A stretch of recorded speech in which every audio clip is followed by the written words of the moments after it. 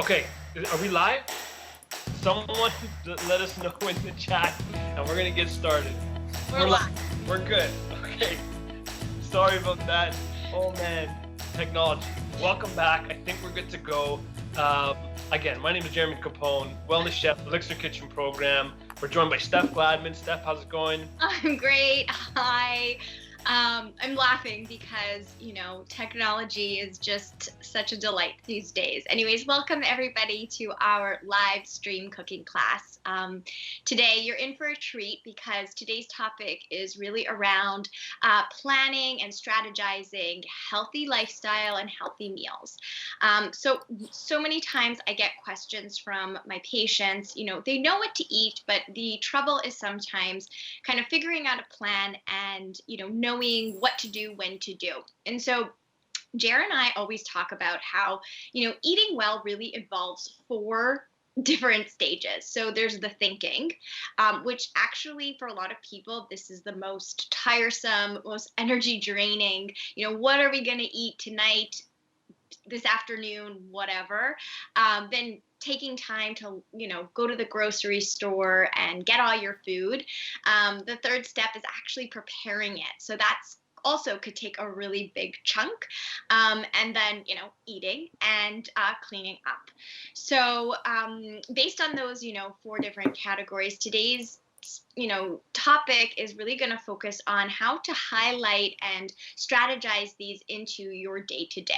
So one of our favorites is batch cooking. So taking time to make something so that you can have this for, a few days later. You could store it in the fridge or even in your freezer. And then repurpose whatever that food is into something else. So because it's summertime and we're grilling on the barbecue, we figured let's use chicken. One of the greatest things that you can repurpose, but totally this could be any type of fish. You can do turkey, or even season, tofu or tempeh. So I'll give it to you, Jer. So start us off here. Awesome. Yeah. So we are obviously still in the summer. I know it's almost gone. Time is sort of fluid now. Who knows when it is? But we still want to do some outdoor cooking, right? So we wanted to do this really nice one-pot dish, one-pan dish. And that technique, that method is something that Steph and I usually teach a lot in our program, because you're using one dish essentially, and you're reducing the amount of cleanup that you have to do afterwards. So we're going to put all of our ingredients together into one little pan that I've lined here with just some aluminum foil, again, just to help with the cleanup. And then we're going to throw that onto the barbecue. So we are doing a Chipotle lime marinated chicken. Like Steph said, we can obviously apply this marinade to tofu or mushrooms or some fish, anything. But today we're going to be using chicken. Now, for this marinade, I'm going to bring you down here to the cutting board. Beautiful. We're using, it's Chipotle, right? That's part of the marinade. This is Chipotle in adobo sauce. Essentially, Chipotle is smoked and dried jalapenos. So that essentially means that it's going to be a little bit on the spicier side, okay? If you don't tolerate spice well, then I'm going to give you an alternative, and you're still going to be able to get that smoky flavor, okay? So for this part, if you're going to get the Chipotle, you can find this in most grocery stores. It's a mixture of the jalapenos, the dried jalapenos, with some onion, some garlic, some other spices. Really, really flavorful, very smoky. And we're going to use a couple teaspoons of this. It's pretty intense, so you don't need too much, and you can store the rest in the freezer, okay? And then I'm going to use some garlic. I'm just going to grate that in, get a nice punch, and I'm just using a little grater here. You can obviously chop that up too. The grater just makes it a little bit finer. All right. And I'm going to use the juice of a lime,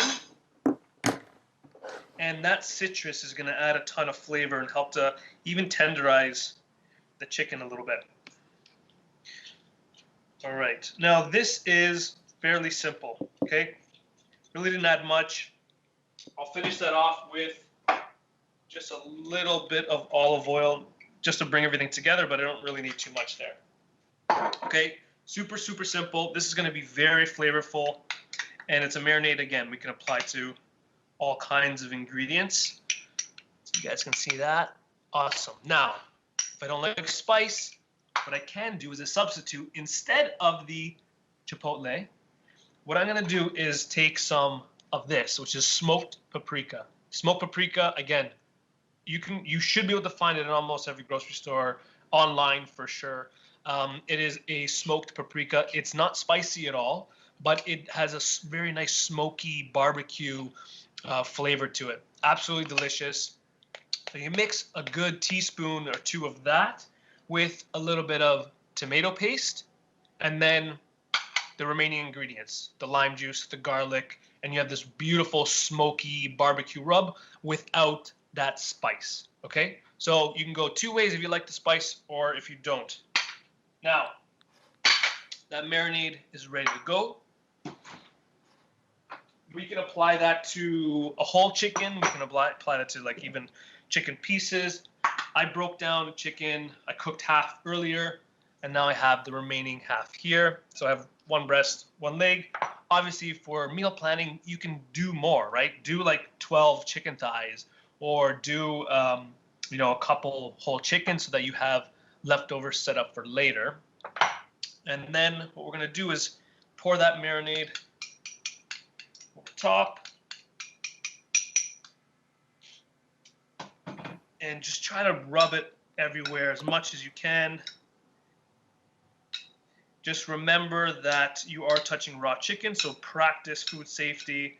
Any utensils that I've used now, obviously wash immediately or throw them in your dishwasher if you have one. If I'm using my hands to massage that marinade in, just make sure you wash everything really, really well. Okay, now you can leave this marinade on the chicken for up to overnight, to be honest. The longer you leave it, the more flavor you're going to get. Or even 30 minutes, an hour should be good, but the longer you leave it, the better. Okay, I'm going to just use it right now. Let's just assume magic of TV, 12 hours have passed. And we're going to have our tray here. Okay, now this is a good opportunity to add whatever vegetables you want. So, take advantage of the season right now. This is not going to last too long. We have a lot of beautiful local ingredients. Zucchini are obviously in season. If you're growing your own, this is a great way to use them up. Yeah, and the other thing is, having lots of color in your day-to-day. This helps with antioxidants, those phytonutrients, which are protecting your cells in your body. And I always like to say, when you're meal planning, okay, maybe you take a look at your calendar and figure out, which days you're going to be home, which days are better to, you have the time to meal prep, etc. But so easy. We don't have to do this necessarily on the barbecue. Cut up those veggies beforehand, have them in your fridge and ready to go. And Jared and I always talk about this, make it easy for yourself. You could always use frozen. They're just as nutritious as fresh. They're prepped, they're washed, and easy to use. So when you are planning, those meals, you might want to think about a template for the meal. So making sure you got a protein, you got your color, so coming from vegetables, and then maybe a whole grain on the side, right? And so making sure that your meals are balanced in order to give you the fuel and the energy that you need throughout your day.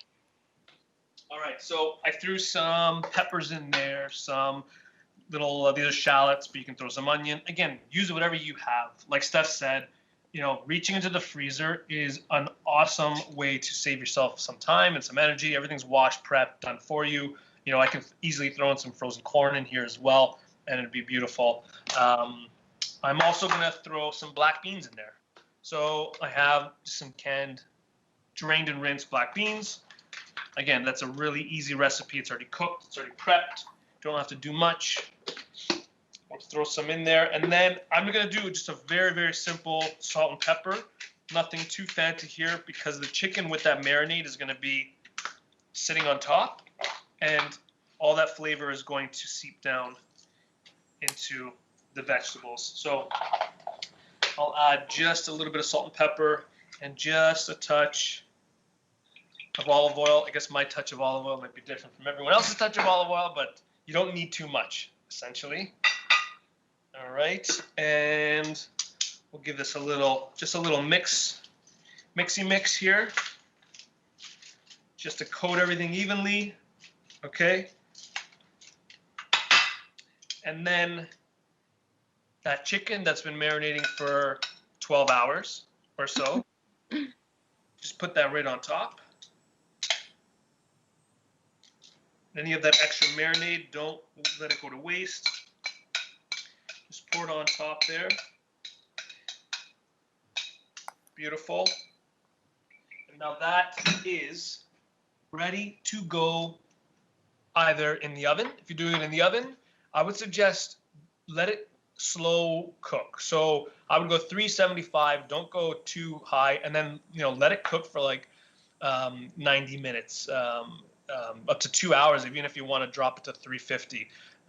Let those roasted vegetables mingle with all those flavors, and then that chicken should be beautifully cooked. I'm going to be throwing it on the barbecue.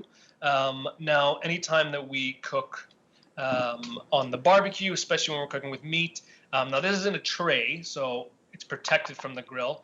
But what we like to do is the indirect cooking method. So you may have heard us talk about that before, where we have heat coming from one side of the grill, and then our food is going to be on the other side of the grill, which is going to be either very low or off, with the lid closed, and then that circulating heat is going to be able to slow cook everything beautifully, okay? Remember, with chicken, obviously you have to cook it until it's all the way done, all the way through. The best way to tell, okay, I know some people have a look, oh, look, it looks like this or whatever. The best way to tell is getting yourself a food thermometer, okay? I really, really highly recommend a food thermometer. That's the only way to tell that the internal temperature is where it needs to be. And for chicken, you want it to be at least 165 degrees Fahrenheit, okay? So I'm going to go outside, throw that on the grill. So I want to just emphasize that, when we're cooking on the grill, sometimes when you're cooking meat, which might be lean but still has some fats, right? Those fats, when it's on a really high temperature, like the barbecue, that might cause carcinogens. So those are those cancer-causing substances. So you do want to make sure that there is some protection around the protein that you're using, in this case, the chicken. And so Jeremy was mentioning earlier and explaining his marinade. And although it is great tasting and really, really delicious, there is a reason as to why we're using this citrus-specific marinade. Now, citrus has kind of compounds in it that actually protects the protein, and it's creating a barrier from that heat, right? So the heat, sometimes it causes these flames, and those flames catch onto especially the fats in a protein, and those are carcinogens, okay? But when you marinate your meat for, however long, at least 30 minutes, this is creating that protective effect. And then you could add in the vegetables. You could add in your herbs and spices, which is delicious and will give it so much flavor. So, when you are doing that marinade, as Jeremy mentioned, make sure that you are safely doing that by making sure it is you're not cross-contaminating or anything, that it's marinating in the fridge, especially in this heat in the summertime. So that's something that you really want to make sure that you're doing. So it looks like Jer's back and from the barbecue. Do you want to give us a show, Jer? Yes. Okay, so I had one ready to go. I would not keep you waiting that long. And this is, let me see if I can get close to this camera. what we're looking at here. The chicken is beautifully cooked, really nice and roasted, and all of those veggies underneath have absorbed some of the flavor from that marinade. Perfect. Now, this is good to go, obviously, to eat when you're ready, if it's mealtime, or portion it and freeze it for later. This freezes exceptionally well. So if you want to freeze some of the veggies, if you wanted to freeze the chicken, I would pull it, if there's any bones, maybe pull it off the bone, just so it reheats a little bit easier. And you're good to go. This, if you wanted to keep it in the fridge, would last about 3 days tops. That's one way to do it, but freezing will obviously make it last a little bit longer. Okay, so any questions? Delicious, smells good.